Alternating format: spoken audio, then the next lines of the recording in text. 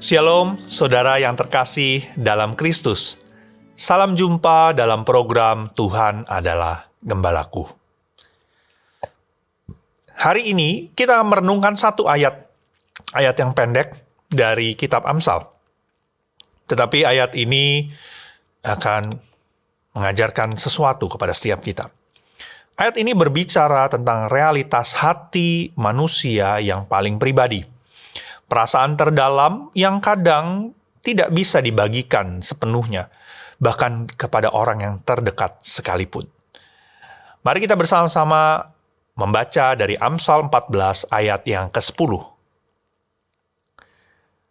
Hati mengenal kepedihannya sendiri, dan orang lain tidak dapat turut merasakan kesenangannya.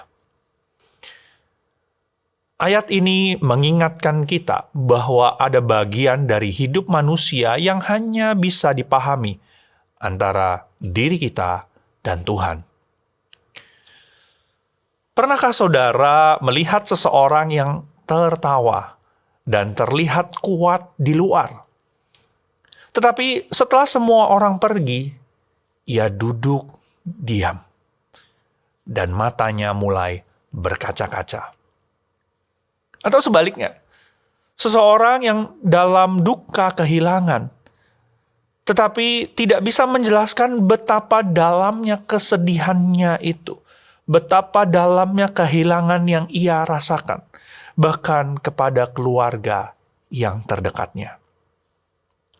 Ada ruang di dalam hati manusia yang sangat pribadi, yang tidak bisa dijangkau oleh siapapun, bahkan sahabat terdekat, ataupun pasangan hidup sekalipun.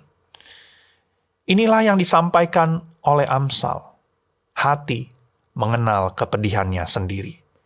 Kesedihan terdalam tidak bisa sepenuhnya dimengerti oleh orang lain. Demikian juga dengan sukacita terdalam yang mungkin bersifat sangat pribadi.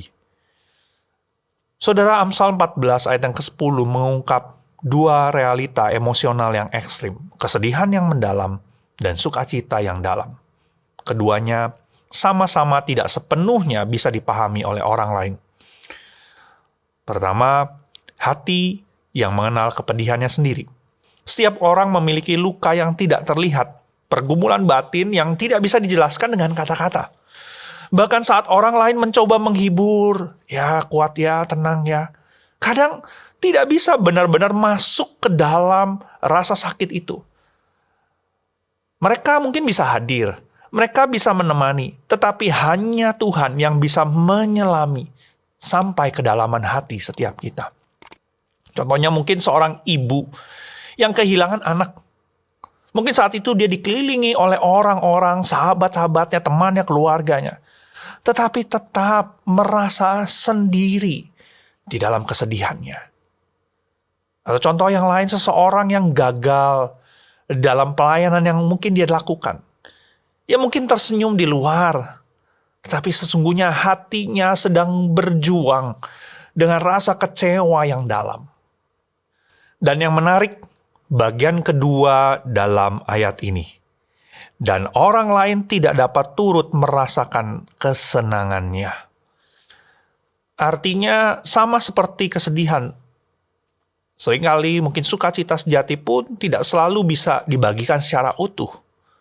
Kadang orang lain tidak mengerti, mengapa sih kamu kok senang banget?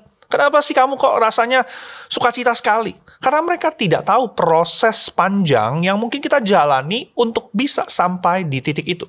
Contohnya, ketika seseorang menerima jawaban doa setelah bertahun-tahun menunggu, hanya dia dan Tuhan yang benar-benar tahu arti jawaban itu.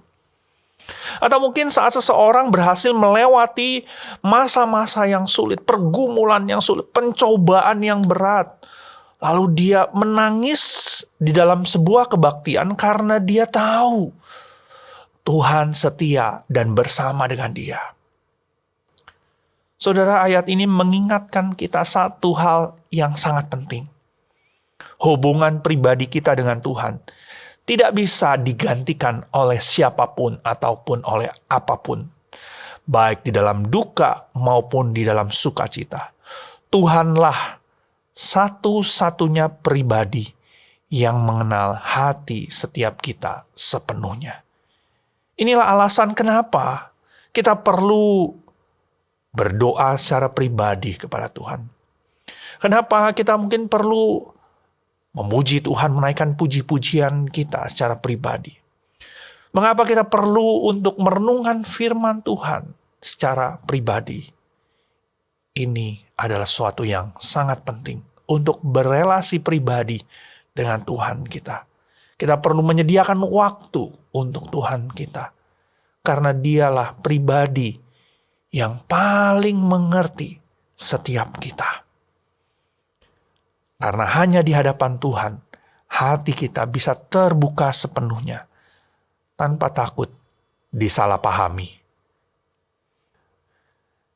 Karena itu, saudara, renungan hari ini mengajak kita untuk tidak cepat menilai perasaan orang lain. Karena sebenarnya kita tidak tahu isi hatinya. Jangan cepat-cepat kita berkata, saya mengerti perasaanmu. Belum tentu. Mari setiap kita tidak mengandalkan orang lain untuk mengisi kekosongan jiwa kita. Tetapi datanglah kepada Tuhan yang mengenal hati kita lebih dalam, bahkan dari diri setiap kita. Dan yang ketiga, mari kita bersyukur dengan sukacita. Dan mari kita berbagi kasih dalam empati kita. Meski kita tidak selalu bisa mengerti perasaan orang lain. Saudara, setiap hati punya ceritanya sendiri. Tetapi Tuhan tidak hanya melihat dari luar. Dia menyelami yang paling dalam. Mengerti setiap tetesan air mata yang tidak terlihat. Dan menyimpan sukacita kita seperti harta yang mahal. Saat dunia tidak mengerti hatimu, datanglah kepada Tuhan yang menciptakan hatimu. Mari kita bersatu dalam doa.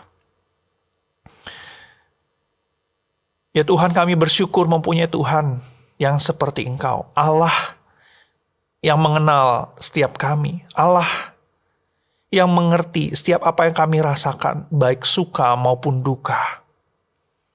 Dan biarlah setiap kami, Tuhan, terus memiliki relasi yang pribadi dengan Engkau. Karena hanya Engkaulah yang mengerti setiap kami. Hanya kepadamulah kami bisa bersandar dan berserah sepenuhnya. Hanya kepadamulah kami bisa membuka hati kami, diri kami, seluas-luasnya, sebebas-bebasnya.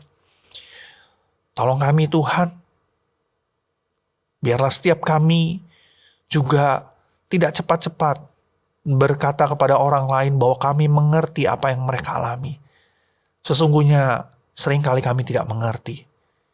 Tapi biarlah setiap kami boleh dengan empati membagikan kasih dan mengingatkan bahwa ada Engkau yang bersama dengan setiap mereka.